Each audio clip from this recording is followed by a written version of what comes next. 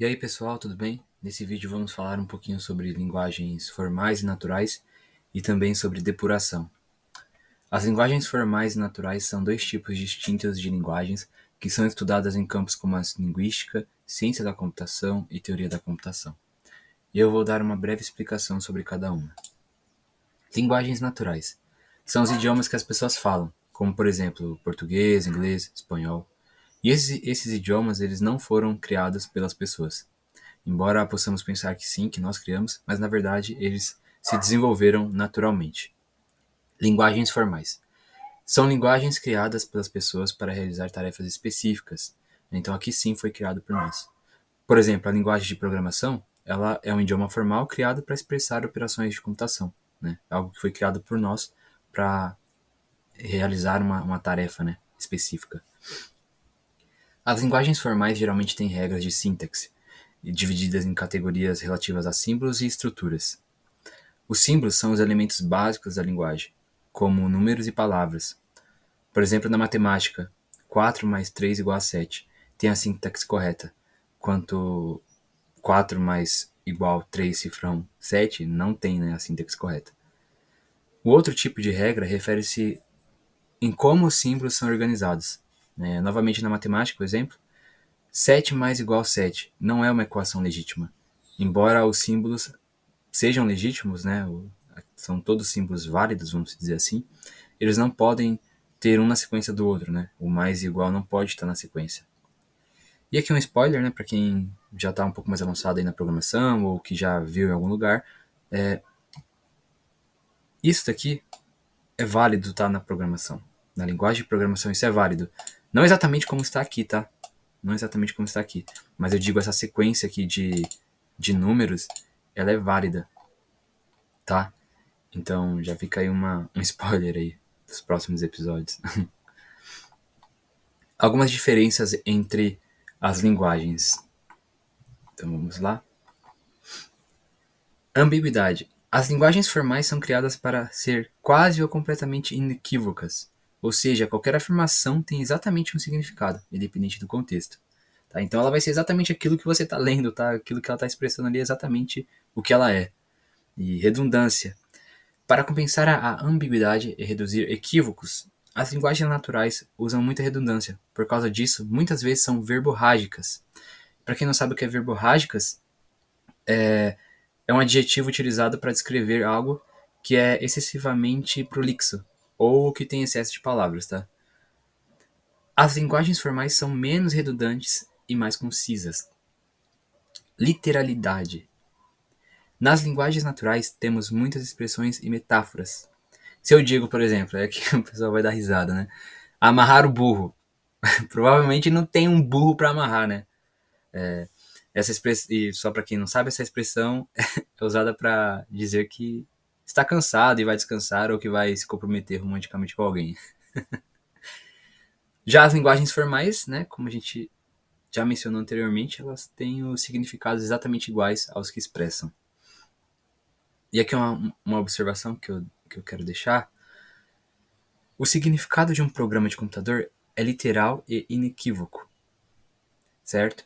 Né? E pode ser compreendido inteiramente pela análise da estrutura e símbolo. Ok.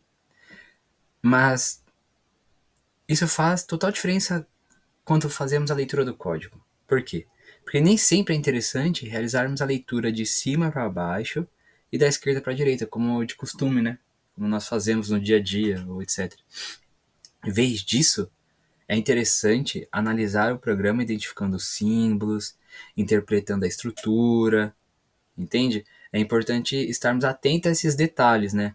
Porque, por exemplo, a pontuação e erro de ortografia, né, que podem não importar na linguagem natural, podem fazer toda a diferença na linguagem informal, né? Então, no caso da linguagem de programação, ali o acento ali faz total diferença, sabe? Tipo, o ponto e vírgula ali faz total diferença. Então, é interessante quando você for ler um código, né, um programa de computador, você ler dessa maneira, né? Não ler apenas de cima para baixo e da esquerda para a direita. E agora eu vou falar um pouco sobre depuração. Então, debug ou depuração é a tarefa de encontrar e eliminar erros de um código para torná-lo melhor, mais ágil, mais seguro. Né? E é muito comum desenvolvedores ou qualquer pessoa da área de tecnologia errar, tá? É muito comum mesmo, é algo do nosso dia a dia, né? E esses erros na programação são chamados de bugs, né? Ou seja, insetos. E aqui vai mais uma curiosidade, para quem não sabe, esse termo surgiu com a, se eu não me engano, o nome dela é Grace Hooper, foi uma programadora da Marinha Americana, que o programa não estava funcionando, né? O computador não estava funcionando, na época um computador mecânico, e ela achou um inseto lá no meio do computador, né? E por isso não estava funcionando. E aí, desde então, esse termo aí é usado para falar, para se referir, quando a gente se refere a erro, né? A algum problema. Ok. E dependendo do bug, né? Você pode ficar bravo, desesperado. E, meu, isso é normal. Principalmente no começo. Muitas vezes, eu no início, eu pensei em desistir várias vezes, porque cometia erros, né? Eu vou até me abrir aqui sobre algo. Quando eu comecei, eu cheguei a perguntar num fórum, né? Como que fazia um if-else em HTML, cara.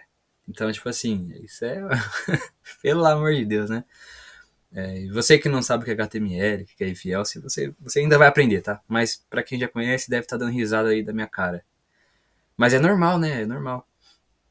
E, e tem alguns estudos que mostram que nós tratamos as pessoas, os computadores como pessoas, né? Então, quando os programas funcionam, nós somos gentis. E quando não funcionam, né? Nós somos grosseiros. E isso é bem verdade, né? Ainda mais hoje em dia, quem é que nunca xingou aí o chat GPT, né? Quando você pede lá para ele fazer uma coisa, ele entende completamente outra e te entrega algo que você não pediu, sabe? Quem é que nunca ficou bravo? Ou quando ele vai lá e consegue achar ali um erro para você que você não tá conseguindo resolver e você agradece, até agradece o chat GPT, manda até um obrigado ali no chat. Quem é que não faz isso, né? Espero que vocês façam, né? Senão eu sou o único doido aqui. E uma dica, se prepare para isso porque é comum de verdade, gente. Não se assustem, né? É comum vocês errarem, não entenderem o erro, passar 1, 2 dias sem entender, pesquisar e depois conseguir entender e ver que era uma coisa tão simples que você vai se achar burro, mas na verdade você não é burro. Na verdade você está só num processo de aprendizado e você tem que manter a constância e continuar buscando aí a sua evolução dia após dia, ok? E então é isso, pessoal. Essa habilidade de depurar um código é muito valiosa, tá? É algo muito importante você saber identificar o erro, saber lidar, saber pesquisar, onde pesquisar. Isso é muito importante aí. Então é isso, pessoal. Valeu, até a próxima. Falou!